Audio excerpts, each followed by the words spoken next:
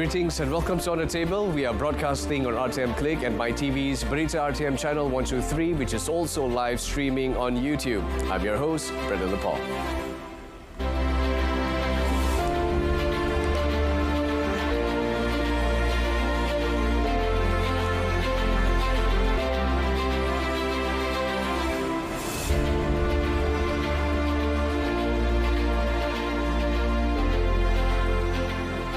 Now, consumers are increasingly prioritizing sustainability. They're willing to pay a premium for eco-friendly products and services. Now, this shift presents a significant opportunity for businesses. However, truly embracing sustainability requires more than just greenwashing. It demands a game-changing approach to create sustainable buy-ins among consumers to shift into a purchasing habit with sustainability in mind. And that includes, yes, of course, buying motor vehicle. Now, tonight we'll be talking to Jill Carmo, founder and CEO of iMotorbike, Southeast Asia's e-commerce platform for buying and selling pre-loved motorcycles. Thank you for joining us, Jill. Thank you. Thank you for having me. Now, of course, let's get the engine revving, shall we? Can you share some details on iMotorbike? We're talking about its history, its core activities. Now, which markets you operate? So we have a holdco in Singapore, and we operate in Malaysia and Vietnam. So essentially we buy and sell pre-owned motorcycles. These motorcycles go through a deep inspection process of 170 points where we ensure the quality and the condition of the motorcycle, where we then offer a price to the consumer that is selling the motorcycle to us. That motorcycle goes through a refurbishment within our own refurbishment center, where we look at safety, we look at tires, brakes, oil, and whatnot. And then once that is done, we bring it live to our website, available for people to navigate and see through the details, book a test drive, and get the motorcycle purchased with our policies, which are 5 days deposit, fully refundable. Right. 6 days return. So post you purchase your motorcycle, you have 6 days that you can basically change mine and get your money back. And then we give you a 6 months warranty, which covers engine, gearbox, and ECU. So basically, we take out all the pain of the process, and we want to ensure that you're really getting the product that you're looking for. I just love it, because when you mentioned whatever that you just did just now, we are also talking about sustainability, but we hit on to the aspects soon.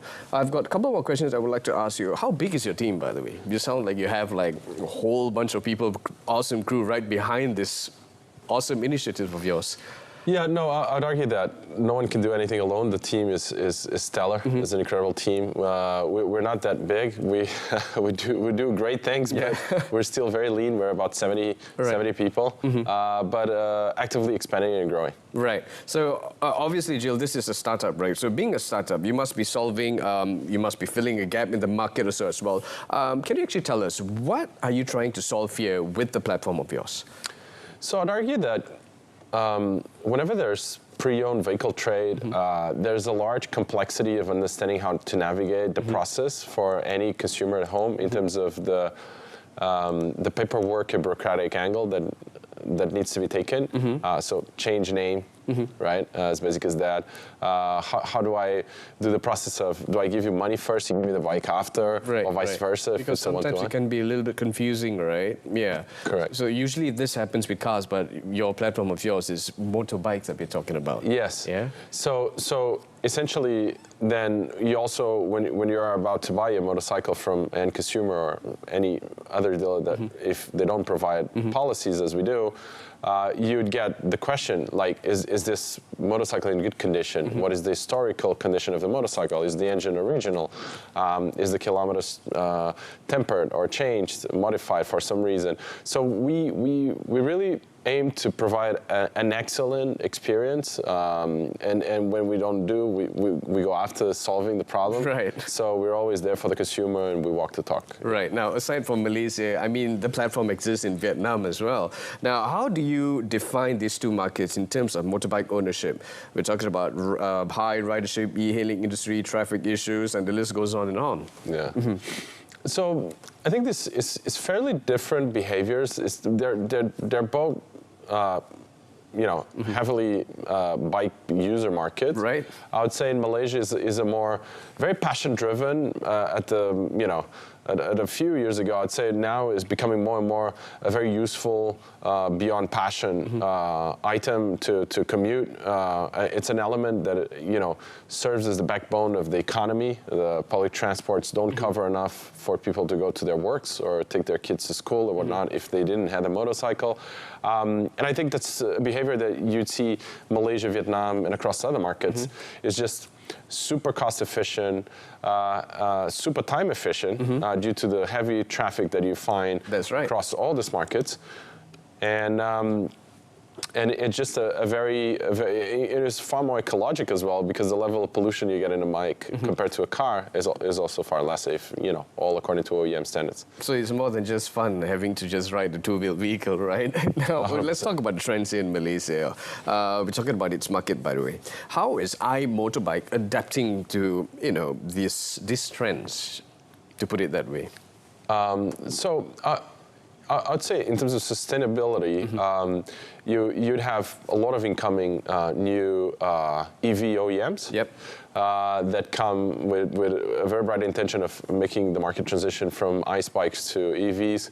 You also have the obvious standards like we practice internally, so whatever is a battery, what is a tire, oil, metal like the sprockets and chains and whatnot. We all take very good care in terms of the recycling process and the storage process before we hand over to the recycling partner.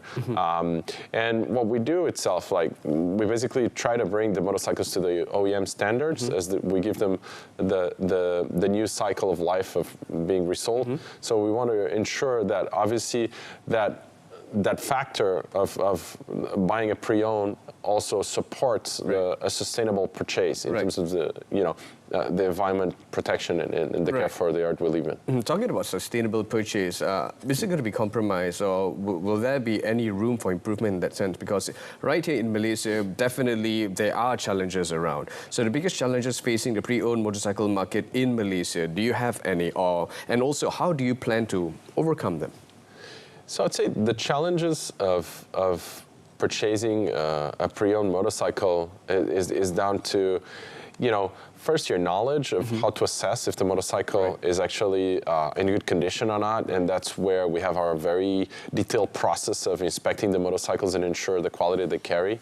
And we go beyond, so we give you all the extended warranty, the return policies and whatnot, that even though it might have some problem, we're going to be here to support you, right? So I think that's the massive game change in terms of ownership or selling experience, is that in one-stop shop solution, you basically right? Either selling your bike or trading to another bike or just buying a bike. We can get you covered, and probably within the same day or a couple of days, we get the process done. Right, fantastic. Now, we're going to be talking about the growing demand for sustainable practices here in Malaysia, and of course, we're talking about influencing factors as well. But before that, we are going for a quick break, and we'll be back right after this. 2025 will be a momentous chapter for ASEAN, rich with significance and promise. We'll mark the 10th anniversary of the ASEAN community founding, a milestone in our collective journey. Malaysia has chosen the theme inclusivity and sustainability. It reflects our aspirations for shared progress, ensuring that no one is left behind.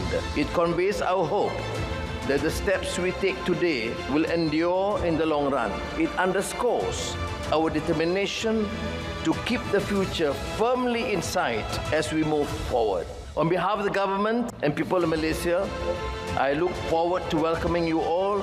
Selamat datang ke Malaysia. Thank you.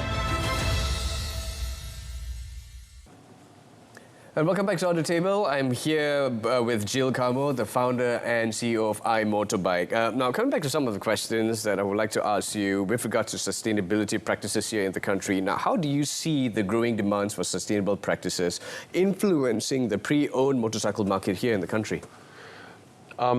So so far, I think everybody's very conscious of the need to protect the earth that we live in. Yeah. And it's something that is impacting all industries.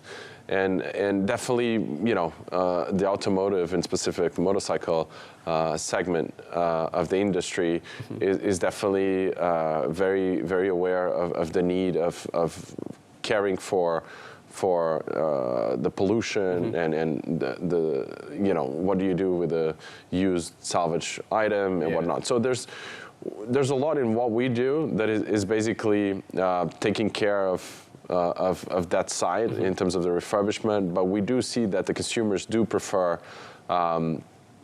taking the step in choosing, in most cases, a pre-owned motorcycle because of those benefits that they see as an advantage, not only in a personal choice of protecting the earth, but as well as, they get the safety that we provide them with all our policies. Yeah. So they kind of combine both together, and that's why we become kind of a preferred choice. When you mentioned, Jill, with regards to refurbishment, right? Do you remove the original part of the motorcycle? For an example, a motorcycle that was produced like 15 to 20 years ago, that emphasized the use of carburetor, now moving into something which is more sustainable.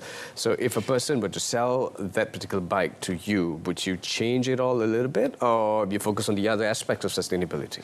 Yeah, so we have no aim of making motorcycle modifications. So what we do is we understand as you ride your bike throughout the years, depending on the maintenance quality that you carry in your motorcycle, which is also, in general, a problem that is faced across the region, is the standard quality of the maintenance that you get.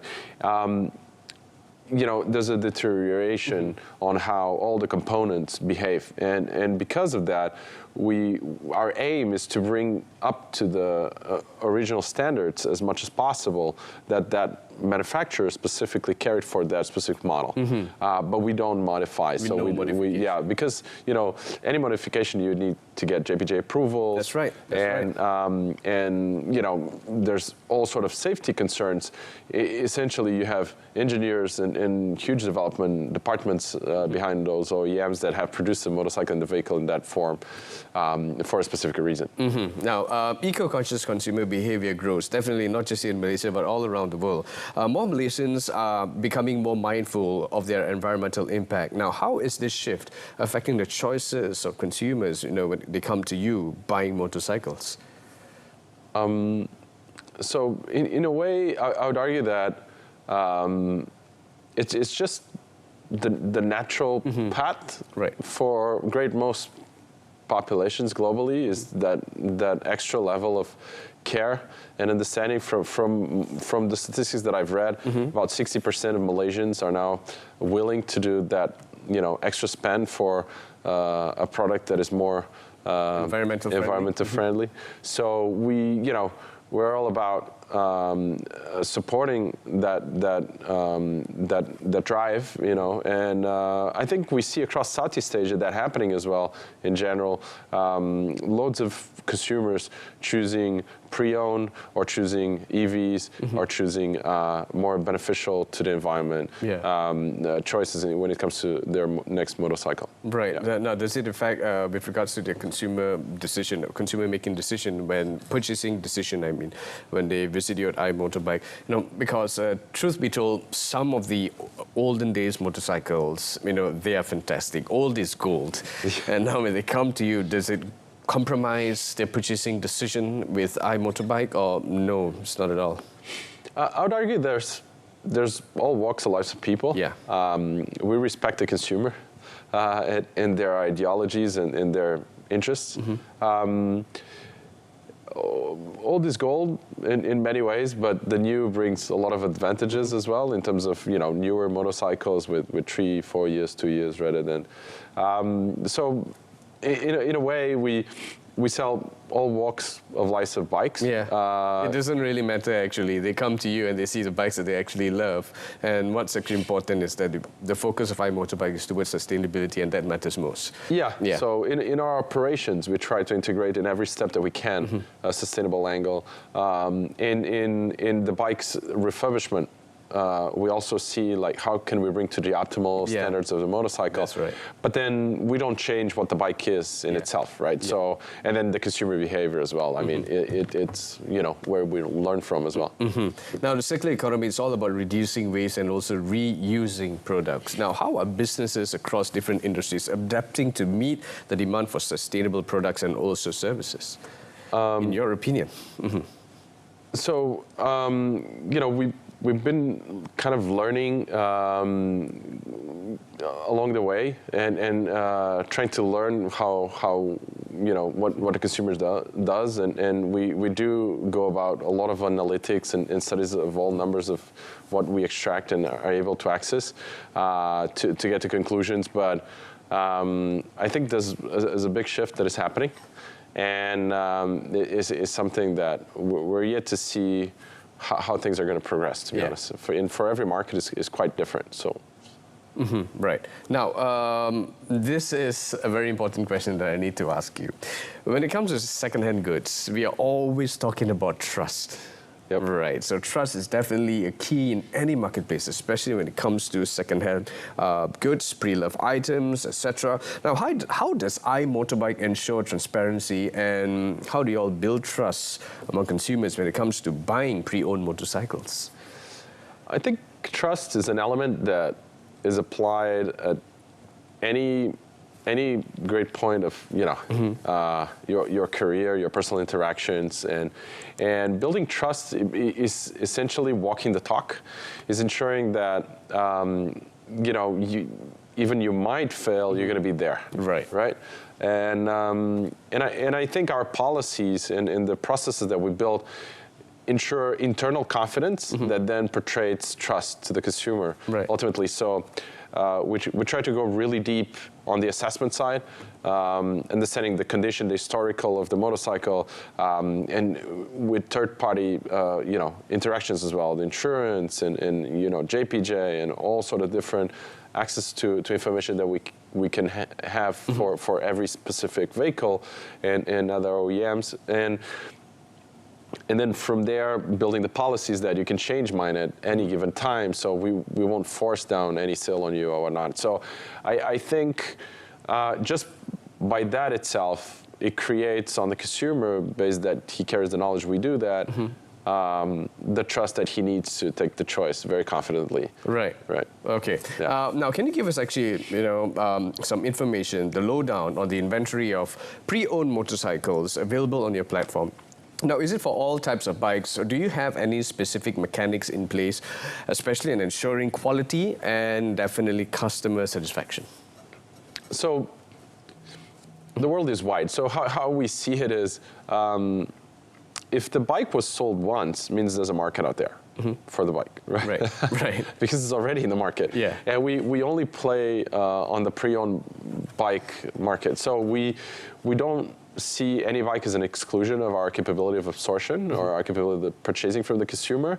And but obviously there's trends. Everybody knows there's kind of a top 10 motorcycles, like there's a top 10 for every industry that are most sold. And then that changes as well. At every given time there's trends and changes in the market fluctuation. So we want to guarantee we have the largest amount of offer regardless of the trends. So we want to guarantee if you're a Moto Guzzi fan, we'll have it for you. If you're a Harley fan, we'll have it for you. But if you just want a Honda Cup or a UX5, we also have it for you.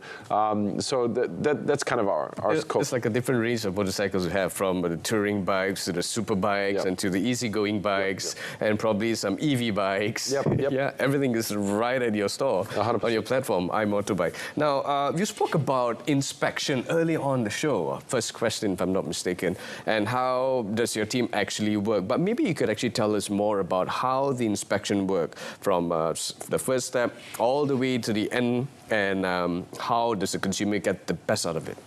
So essentially, we ask all documents. Right. So that goes the famous grand, right? The registration card. And then if you have available with you the insurance policy, so we know the insurance that you were carrying, and all sort of different invoices for maintenance that you have paid for in the past. And then we started making some questions. Are you the first owner? Are you the second owner, third owner? Did you bought from a dealer, second-hand dealer or new? Did you bought from a consumer? And we go down, drilling loads of questions. At the same time then, we have an inspector going through the bike in detail, so we see the engine vibration, the noise, the sound, the exhaust, the how all of it is looking visually, but also the temperature, water pipes, and if it's carburetor, how's it fine-tuned.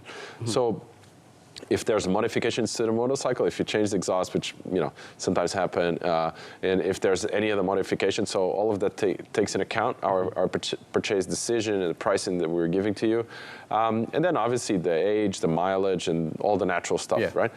And from that point on, we offer you a price, and if you're agreeable to it, we'll sign an agreement. We change the ownership name, and we will wire the money to you within 72 hours. Right. Usually it's within the same day, but we give a buffer. Yeah. Right. I'm just curious, and I have to ask you this question. When it comes to inspection at iMotorbike, how does one fail the test? So there are various factors. For example, modification that you spoke about, and JPJ non-compliant when it comes to their rules and regulation. Is there anything else that you'd like to add? No, I think that's major, right? If the motorcycle had a big accident, if we found through insurance interaction as a total loss bike, but even though it looks very shiny, and you would know this. So we would know, because it's registered. Like the insurance companies have association. And then you can see whether it's claimed or not. Right? So we partner with all this. Partners, so that we ensure that we have access to this information. If it's a bike that went through flood, if it's a bike that in a way was heavily modified or modified to an extent that is diminishing the capabilities of the motorcycle, definitely that's immediately a no-go. Right. Now, coming back to some of the questions that I have for you, unfortunately we're running out of time, but collaboration is definitely the key as well in every business. So what are your partners, what do they say in financing, marketing, and how do you see such collaboration as pertinent in taking the platform moving forward? You don't mind rephrasing the... Sure, no problem. Sorry. So how do you actually see collaboration as pertinent in taking the platform forward? When it comes to collaboration, because it's definitely a key in every business, so who are your partners? What are their says when it comes to marketing, financing, and with all these aspects, not actually compromising sustainability altogether? Right, I appreciate that. So we have multiple different angles of partnerships that we do. Right. For providing the capability of credit or loan to our consumers, we partner with all credit companies that we find available, interested to partner with us in every market. It's a wide range of them in most markets that we operate. And then insurance companies, obviously. And then we have partners for retail, where we expand our capability of purchasing, so that we have access to more people that are selling geographically. But we are constantly on the lookout of new ways and new forms of partnership where we can enhance both the partner capabilities and experience and revenue harvest the same as ours. Yeah, fantastic. Future plans, iMotorbike. We'd love to hear this. What are the key factors that will drive the growth of iMotorbike in the coming years that you actually foresee? Yeah, so it's an exciting time. So we're actively looking at expanding geographically in the country. So having facilities in the north and the south regions of the country is something we're actively looking for the months to come. Obviously, enhancing. We believe to have a very high standard of service provided, but we do aim for excellence in serving. The Malaysians and the consumer as a whole is super, with excellence is something that we're incredibly driven towards, and ensuring that we keep providing more capabilities on ways to purchase motorcycle with partners. And ensuring that we have more and wider and larger offering as well for the consumers to literally find whatever they're looking for. Right. Now, before we go, there's just one final question I have to ask you. What about the aspirations here with iMotorbike and the people here in Malaysia and also in Vietnam and probably other countries that you would like to introduce iMotorbike to? Look, essentially, we're we're super humbled by the amount of love that we're getting by all consumers, and you know that's something comes from all the hard work of the entire team. But at the same time, you know, we're delivering an incredible service package, product package that comes on solving a real painful problem for most consumers, and I think that's. Is not a Malaysia specific or Vietnam specific. There's many countries in the world, all that have high, you know, supply-demand need on the motorcycle side will carry the reasonable same problem, and we do aspire to be as wide and global as we can. Yeah, and of course bringing sustainability along with you. That's the most important 100%. part, and of course that is the goal, the mission, and the aspirations as well of iMotorbike. Thank you very much, Jill Camo, for actually being here with us. And unfortunately, we're running out of time. So, ladies and gentlemen, that was Jill Camo, the founder and also CEO of iMotorbike, Southeast Asia's pioneering e-commerce platform for buying and selling pre-loved motorcycle. Now, if you missed out on this episode, well, good news is that a repeat of this episode's broadcast can be viewed again at the same time tomorrow and subsequent days on both RTM Click and MyTV's Berita RTM channel, which is also live streaming on YouTube. Till next Thursday, where we'll discuss another topic of interest. I'm Brendan Paul, signing off. Good night. Take care. Thank you.